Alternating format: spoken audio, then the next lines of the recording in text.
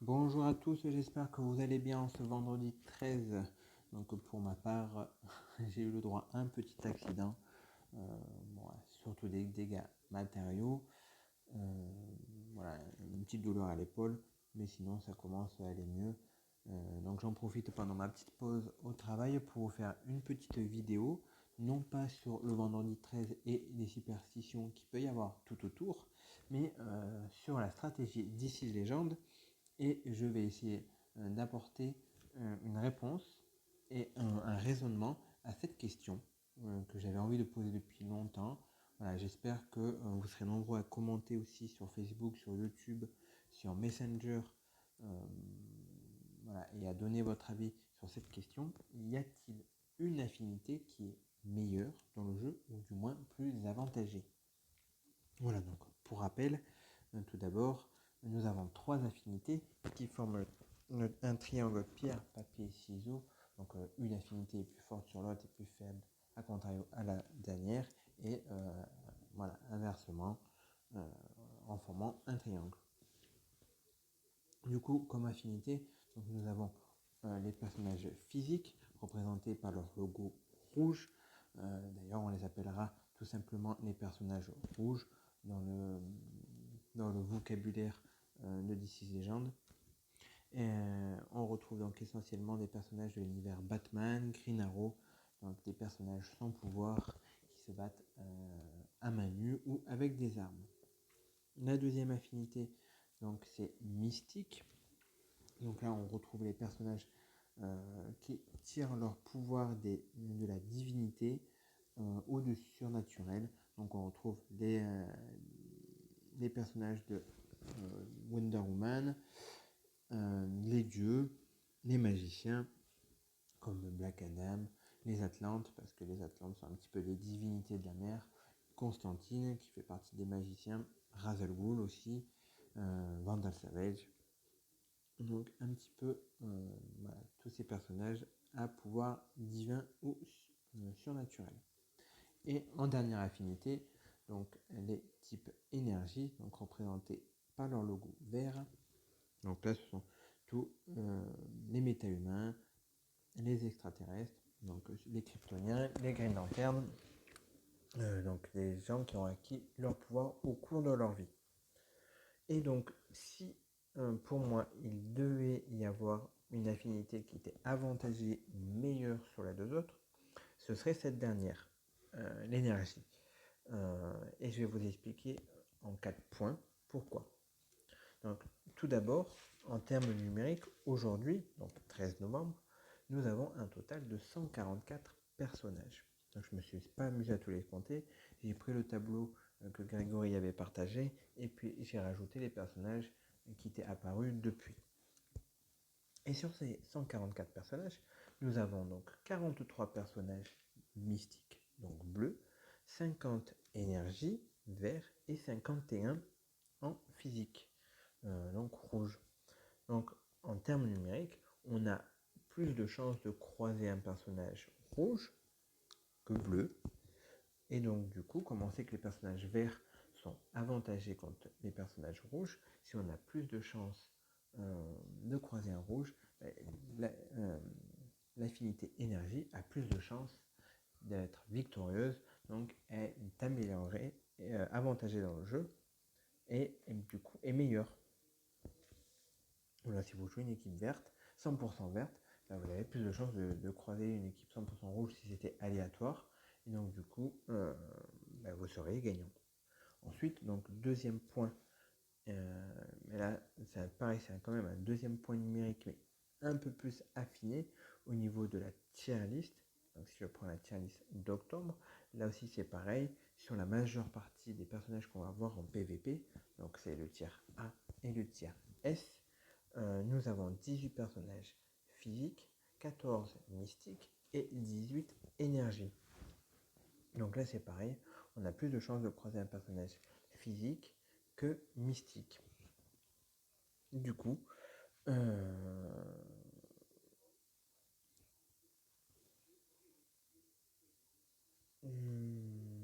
voilà, deuxième point numérique. Troisième point Donc on va parler ici de méthodologie et de stratégie de combat. Donc par rapport à la tier list, on voit qu'il y a beaucoup de personnages physiques mis en avant. Donc on a Lex et Martian Manhunter qui sont les deux meilleurs chefs. On a aussi Arquis qui est un très bon connueur, donc qui est en tier S. Et du coup, quand on monte un personnage en termes de méthodologie et quand on veut synergiser l'équipe par rapport à un personnage vert, et bien déjà, moi je me pose la question, est-ce que ce personnage est sensible à un personnage clé vraiment et anti-metagame depuis qu'elle est présente dans ce jeu, c'est Wonder Girl. Wonder Girl donc, est un personnage mystique qui est redouté surtout pour ce pouvoir-là qui est équilibre divin et qui permet en gros de supprimer des bonus et d'attaquer avec son attaque de zone le lasso de lumière si vos ennemis ont un nombre de bonus sur eux. Et donc du coup, elle fait énormément de dégâts au personnage vert. Donc du coup, quand moi je monte un personnage vert ou que je veux synergiser un personnage vert, je regarde s'il est sensible à Wonder Girl.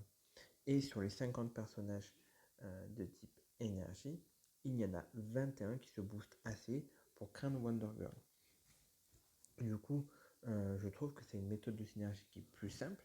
Là aussi, c'est plus facile de se construire une équipe à partir d'un personnage vert que d'une autre équipe. Parce que par exemple, voilà, si je veux faire une équipe autour de Martien, je sais de par la fiche stratégique que j'ai fait il y a 1 ou 2 mois que le Martien Manhunter se met assez de bonus d'intelligence, de conscience, de bonus d'invisibilité et autres bonus que l'équipe pourrait lui apporter.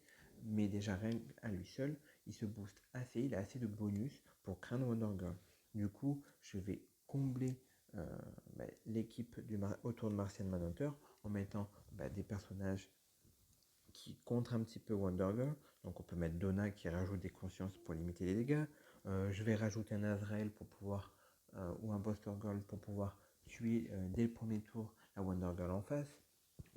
Donc finalement c'est des synergies et des compositions d'équipe plus simples à faire. Et du coup, dernier point, donc là c'est au niveau des capacités et des rôles que les personnages ont. Voilà, je vous rappelle qu'en rôle, c'est la place que le personnage a dans l'équipe. Donc il y a des personnages qui sont là pour tanker, il y en a qui sont là pour provoquer, il y en a qui sont là pour cogner.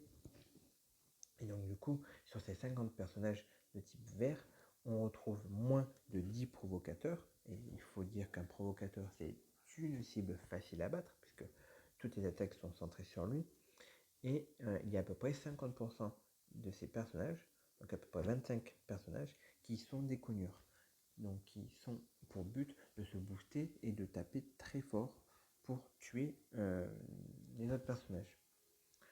En sachant qu'à contrario, chez les personnages mystiques, il n'y a que 2 personnages qui sont invisibles. Et donc, finalement, s'il n'y a pas de provoque autour, les personnages bleus sont des cibles faciles à battre. Donc, grosso modo, je dis que dans les équipes composées soit majoritairement ou moins d'un personnage vert, la plupart du temps, si vous avez éliminé le personnage mystique, pour moi il y a 80% de chances que si vous lancez en automatique, vous remportez la victoire. Donc c'est quelque chose qu'on va essayer de vérifier maintenant. On va faire quelques combats. Alors, par exemple, on va faire des tournois de siège. Donc on va en faire 2. Comme ça, ça me permettra aussi de faire mes combats du jour. Donc une équipe majoritairement verte en face. Je vais mettre une équipe majoritairement verte de mon côté. Et vous verrez qu'une fois que j'aurai éliminé Shazam, qui en plus peut provoquer, donc se fait une cible facile, je devrais pouvoir remporter le match assez facilement, même si je le lançais en automatique.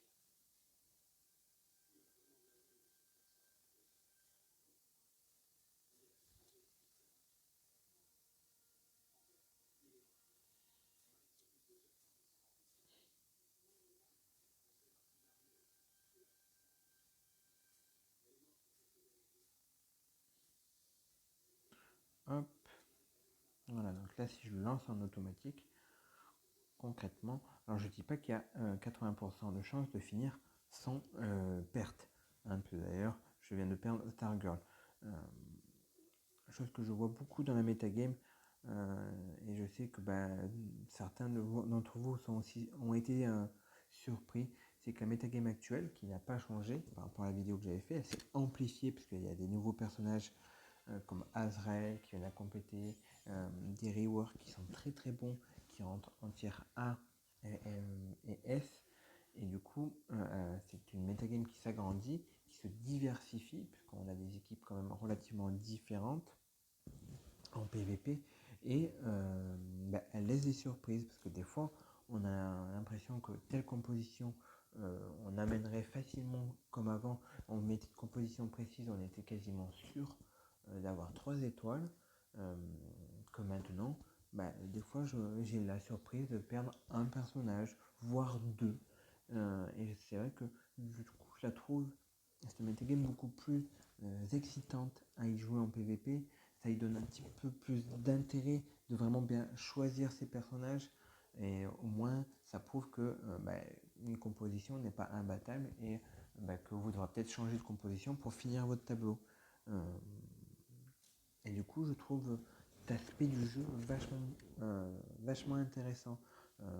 Alors, en PVP et encore plus en tournoi de siège, puisque en tournoi de siège, les combats sont limités, les personnages bonus ont beaucoup plus d'impact sur le nombre de points. Donc, bien choisir ses personnages et se dire est-ce que là je prends mon personnage bonus ou pas, parce que des fois le personnage bonus casse complètement une synergie. Donc, à savoir, est-ce que je préfère mettre des points en plus avec les personnages bonus quitte à avoir une perte, ou je préfère assurer mes points en plus en ayant 0 perte. Donc c'est c'est une metagame qui est très variée, je trouve, et vraiment très intéressante à jouer.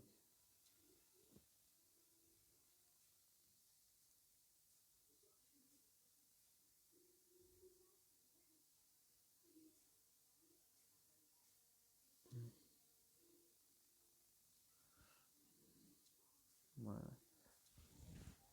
Allez, je vais lancer en automatique et normalement il ne devrait pas y avoir trop de soucis. Alors quand même, à mon avis, Azrael va être voilà. Azrael va quand même mourir largement, parce qu'il y a quand même 3 verts. Et surtout Arquis, même si Arquis meurt 2 secondes après. C'est toujours comme ça d'ailleurs, un petit peu dans les combats PVP. C'est le. Voilà, on parlait la dernière fois sur le groupe Messenger des bonus des malus qui sont enlevés aléatoirement ou des bonus qui sont enlevés aléatoires.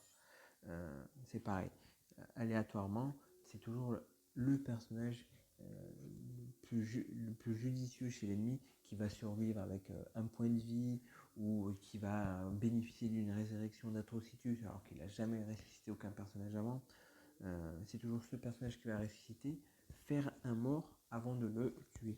Là, c'était le cas d'Arquis. Il m'a shooté Azrael juste avant de mourir et finalement la team s'est clean comme ça. Allez, on va en faire encore un ou deux.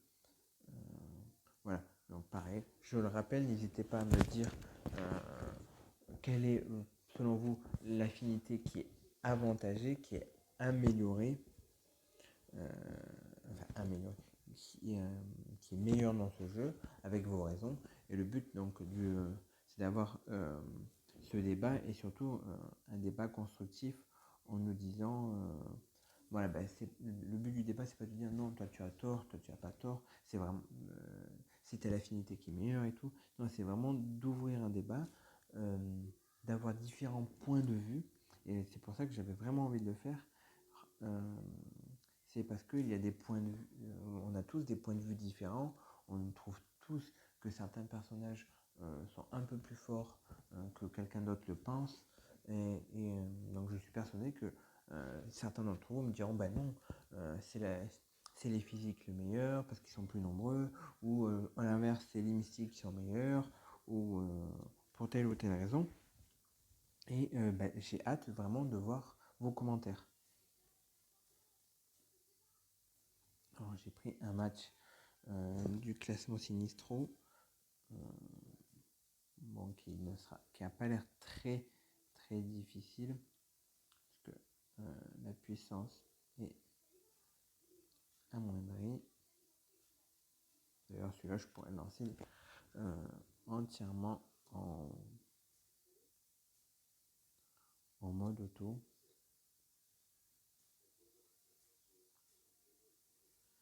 Hop. Donc vraiment pas grand chose à apporter. On va en faire un dernier un peu plus dur. Et puis je ferai ma petite conclusion de vidéo. Je vais essayer d'en faire au moins une autre ce mois-ci. Je ferai peut-être la review pas du coup des 2 derniers rework, mais des 4 derniers, parce que j'ai pas fait ceux du mois d'avant. Donc je ferai peut-être une petite vidéo sur les 4 derniers nouveaux et les 4 derniers rework, pour un petit peu pour faire une bonne review, parce que je ne l'ai pas faite. Et puis peut-être une deuxième vidéo sur une fiche stratégique. Donc il y aura peut-être un sondage pour savoir quel personnage vous voulez faire. J'ai quelques petites idées. Non, je ne ferai pas Azrael, parce que je vois venir un gros où ce serait trop facile de faire Azrael, étant donné que tout le monde le joue. Le but des fiches stratégiques, c'est aussi d'essayer de développer un personnage qui est moyennement joué, donc un personnage tiers A, tiers B. Donc j'ai des petites idées, peut-être que je ferai Stargirl, Star Sapphire pardon, en fiche stratégique, ou peut-être que je vous laisserai le choix, je vous proposerai plusieurs personnages du tiers B ou A, et puis je vous laisserai place au vote. Voilà pour cette vidéo, donc n'hésitez pas encore une fois à commenter, à aimer, à me dire ce que vous pensez de la vidéo et quelle est pour vous la meilleure affinité dans ce jeu. Voilà, donc en attendant la prochaine, je vous dis bonne fin de journée, bisous.